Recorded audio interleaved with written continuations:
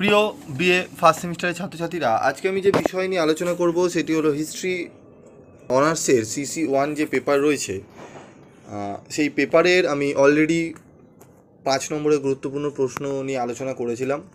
কিছু প্রশ্নের উত্তরও তোমাদের সামনে তুলে ধরেছিলাম।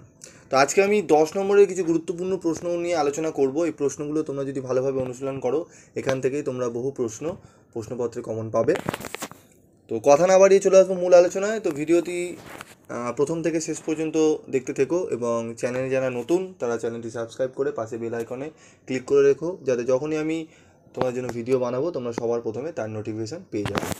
তো দেখো, ইম্পর্টেন্ট কোশ্চেন। তার আগে বলে রাখি তোমাদের প্রশ্ন প্যাটার্নটি কীরকম হবে, মানে কত নম্বরের কী প্রশ্ন আসবে। তো 1 নম্বরে তোমাদের 15টি প্রশ্ন আসবে, 15টি করতে হবে। 5 নম্বরের প্রশ্ন আসবে, 4টি করতে হবে 6টির মধ্যে। 10 নম্বরের প্রশ্ন তোমাদের 5টি দেওয়া থাকবে, সেখানে 3টি করতে হবে, 6টিও দেওয়া থাকে অনেক সময়। তো 3টি মোট 10 নম্বরে করতে হবে, 5 নম্বরে 4টি এবং 1 নম্বরে 15টি। মোট সেমিস্টার এন্ডিংয়ে তোমাদের 65 নম্বরের পরীক্ষা হবে, লিখিত পরীক্ষা, এবং 35 নম্বর তোমাদের কলেজে ইন্টারনাল পরীক্ষা হবে, টিউটোরিয়াল থাকবে এবং প্রজেক্ট ওয়ার্ক থাকবে। তো ইম্পর্টেন্ট 10 নম্বর কী প্রশ্ন আমরা পড়ব 30 নম্বর কমন পেতে। তো দেখো, প্রথম প্রশ্ন, প্রাচীন ভারতীয় ইতিহাসের উপাদান হিসাবে দেশীয় সাহিত্যের গুরুত্ব আলোচনা করো। মোস্ট ইম্পর্টেন্ট প্রশ্ন, নিচে ইংলিশ ভার্সনটি দেওয়া রয়েছে, তোমরা একটু দেখে নিও। ষোড়শ মহাজন পদ সম্পর্কে টিকা লেখো। বৌদ্ধ ও জৈন ধর্মের মধ্যে মৌলিক পার্থক্যগুলি নির্ণয় করো। খুবই গুরুত্বপূর্ণ প্রশ্ন এটিও।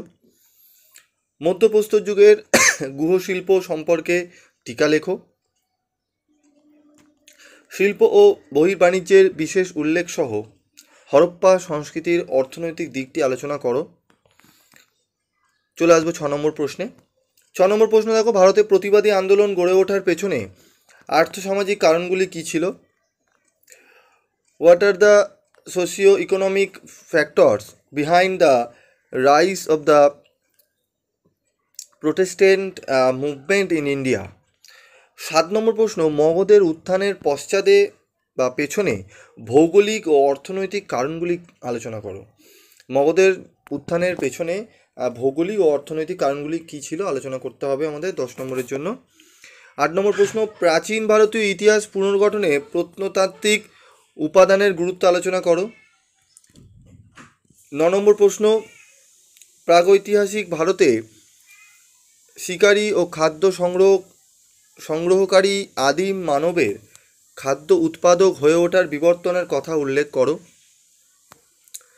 চলে আসবো 10 নম্বর প্রশ্নে, হরপ্পা সভ্যতার পতনের মূল কারণগুলি উল্লেখ করো।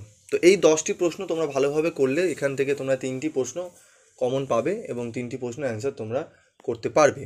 আশা করি তোমরা, আমি বইয়ের লিস্টও তোমাদের বলে দিয়েছিলাম কোন বইগুলো কিনলে তোমাদের বেটার হয়। আশা করি তোমরা সেই ভিডিও দেখেছো, তোমরা বই কিনে পড়তেও শুরু করে দিয়েছো। তো টেক্সট বইটি ভালো করে খুঁটিয়ে পড়বে এবং তারপর এই প্রশ্নের উত্তরগুলো তোমরা খাতায় নিজেরা সাজিয়ে লিখে তোমরা সেগুলো অনুশীলন করবে। যদি কোনো প্রশ্নের উত্তর করতে তোমাদের অসুবিধা হয় আমাকে কমেন্ট বক্সে লিখে জানাবে, আমি তার উত্তর করে দেওয়ার চেষ্টা করব। দেখা হবে পরবর্তী ভিডিও ক্লাসে। সকলে সুস্থ থাকবে, ভালো থাকবে এবং পিভি স্টাডি ক্লাসের সঙ্গে যুক্ত থাকবে।